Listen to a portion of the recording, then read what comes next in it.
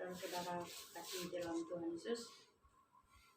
Saat ini saya ingin berbagi firman Tuhan, bagaimana kita sebagai orang-orang Kristen atau anak-anak Tuhan di akhir zaman ini beribadah menurut apa yang benar di mata Tuhan. Bukan sekedar ibadah, melakukan liturgi-liturgi ibadah, tetapi ibadah yang benar-benar menurut standarnya Allah atau menurut kehendak Allah. Saya akan membagikan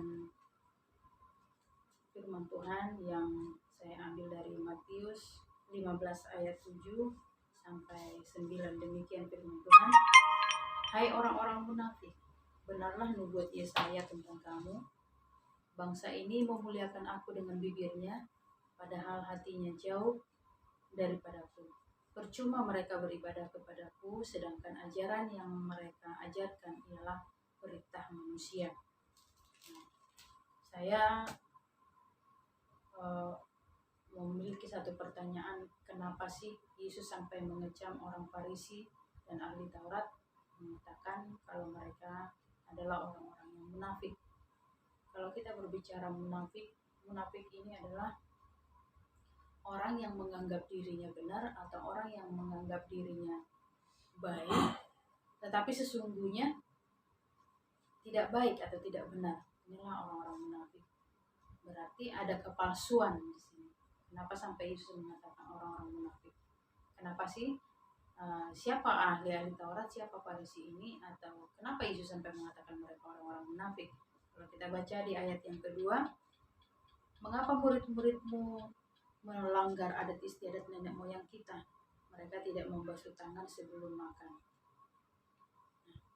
Orang Farisi dan ahli Taurat mengecam Tuhan Yesus waktu itu. Mereka mengatakan, kenapa murid-muridmu makan tidak membasuh tangan? Dan mereka sudah melanggar adat istiadat nenek moyang.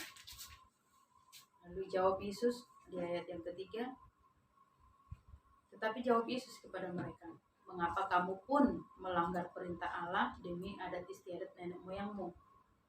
Berarti Yesus melihat orang Farisi atau ahli Taurat ini melanggar firman Tuhan atau perintah Allah di dalam Taurat demi adat istiadat.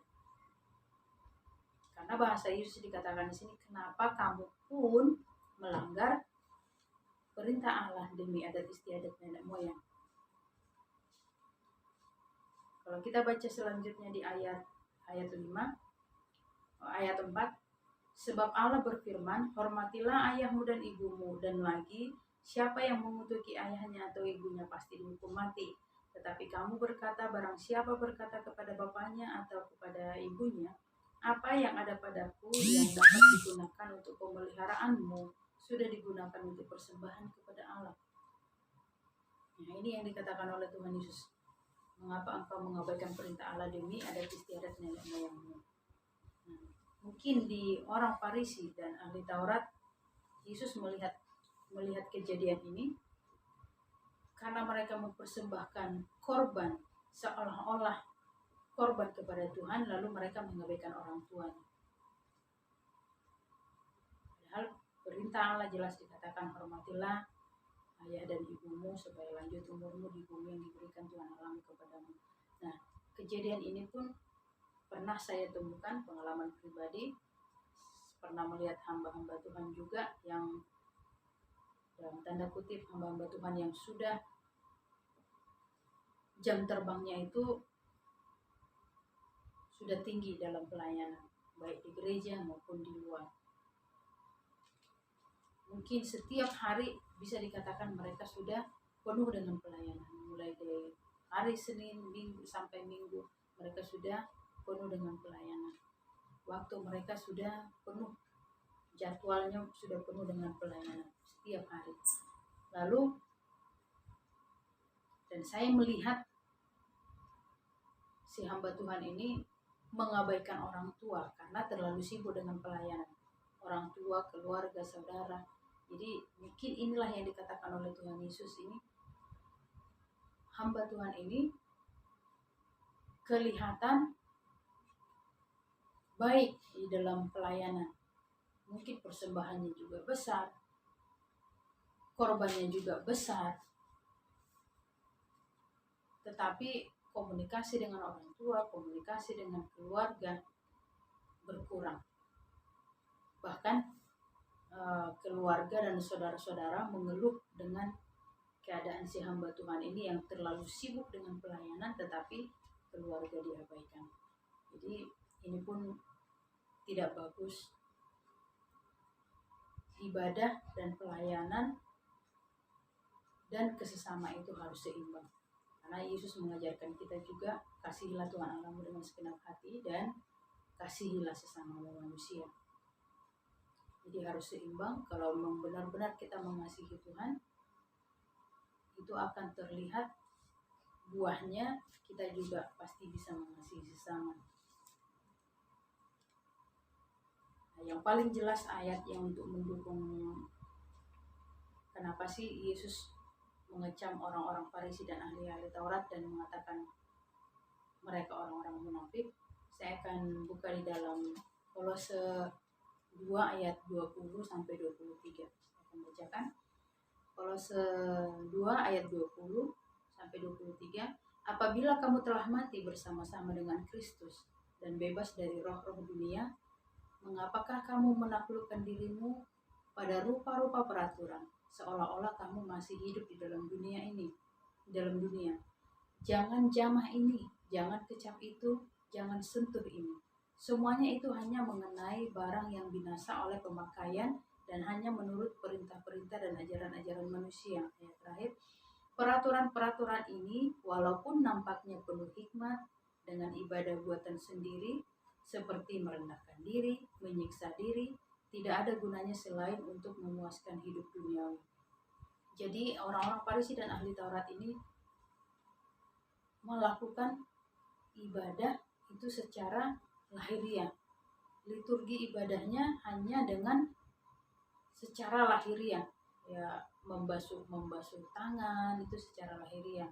Membasuh, masih ada lagi adat istiadat orang Yahudi, kalau habis dari pasar itu mereka tidak bisa makan sebelum membersihkan diri. Jadi kalau kita lihat juga ada saudara kita sebelah, ritual ibadah itu kebanyakan secara lahiriah, membersihkan tubuh. Itu tidak ada yang salah sebenarnya, tapi yang Tuhan mau, ibadah yang sesungguhnya itu adalah ibadah secara hati. Jadi seperti yang dikatakan Yesus di ayat 8 di Matius 15 ayat 8, bangsa ini memuliakan aku tetap dengan bibirnya, padahal hatinya jauh daripadaku. Jadi sebenarnya ini yang Tuhan kecam dari orang-orang Farisi. Mereka beribadah, tata ibadah mereka mungkin bagus, tetapi hati mereka jauh daripada Tuhan. Demikian dengan orang-orang Kristen atau anak-anak Tuhan di akhir zaman ini. Banyak kita lihat ritual ibadah, ritual keagamaan, ritual rohani, seolah-olah penuh dengan hadirat Tuhan, kekudusan, urapan, bahkan berbahasa roh, bernubuat, memiliki karunia-karunia rohani yang banyak, tetapi kadang-kadang pengaplikasinya dalam hidup sehari-hari tidak sesuai dengan ibadah liturgi yang dilakukan di gereja. Kalau kita lihat banyak ibadah-ibadah sekarang ini,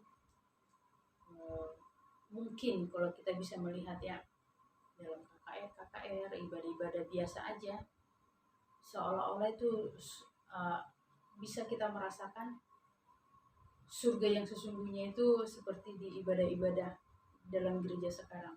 Orang bisa menangis, orang bisa ada reaksi setiap ibadah, yang kerasukan setan bisa ketahuan kalau masuk di dalam ibadah. Jadi sebenarnya bagus kelihatannya, tapi inilah yang dikecam oleh Tuhan Yesus kepada orang-orang Farisi. Jangan hanya liturgi ibadah kita yang bagus, tetapi hati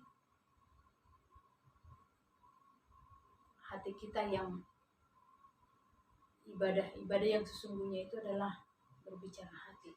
Jadi bukan liturgi. Liturgi adalah buatan manusia. Sebagus apapun liturgi dalam ibadah, dalam tata ibadah, itu hanya buatan manusia. Buatan sinode, pemimpin-pemimpin gereja, itu hanya cara kita untuk beribadah, memuji memuliakan nama Tuhan. Tetapi yang sesungguhnya, ibadah yang sesungguhnya adalah yang mempermuliakan nama Tuhan dari dalam hati. Jadi itulah yang bisa saya bagikan saat ini. Biarlah kita dapat menjadi anak-anak Tuhan atau orang-orang Kristen yang memuliakan Allah, beribadah kepada Allah dengan benar di hadapan Allah. Tuhan tidak pernah mengecam atau Tuhan tidak pernah menyalahkan adat sebenarnya. Dalam konteks ini Tuhan tidak berbicara tentang kamu tidak bisa, adat itu tidak baik, bukan. Tuhan tidak pernah mengatakan adat itu tidak baik, tetapi melalui adat istiadat, karena semua manusia di dalam dunia ini, semua bangsa di dalam dunia ini memiliki budaya dan adat istiadat masing-masing. Tuhan tidak menyalahkan itu, tapi biarlah semuanya itu kembali ke standarnya Allah. Jangan sampai melebihi kebenaran. Jangan sampai kita melupakan kebenaran atau perintah Allah dibanding dengan adat istiadat atau kebiasaan-kebiasaan kita. Jadi kita harus bisa melihat atau menilai apa yang kita lakukan itu sudah sesuai dengan standar Allah belum? Itu sudah sesuai dengan perintah Allah belum? Jadi standarnya itu adalah kebenaran. Kita tidak bisa berpegang apa yang dikatakan oleh manusia. Kalau kita tidak lakukan ini, nanti kita nggak enak, kita nggak merasa bersalah kepada manusia. Tetapi mari kita melihat standarnya itu standar daripada Allah. Apa yang di setiap pergerakan atau tindakan yang kita lakukan, apapun itu, baik dalam pekerjaan maupun dalam ibadah, itu sesuai dengan firman Tuhan tidak. Nah, kalau itu sudah sesuai dengan firman Tuhan, berarti itulah yang dikehendaki oleh Tuhan, bukan menurut manusia, bukan standarnya manusia, tetapi kembali menjadi seperti standarnya Allah. Demikian firman Tuhan.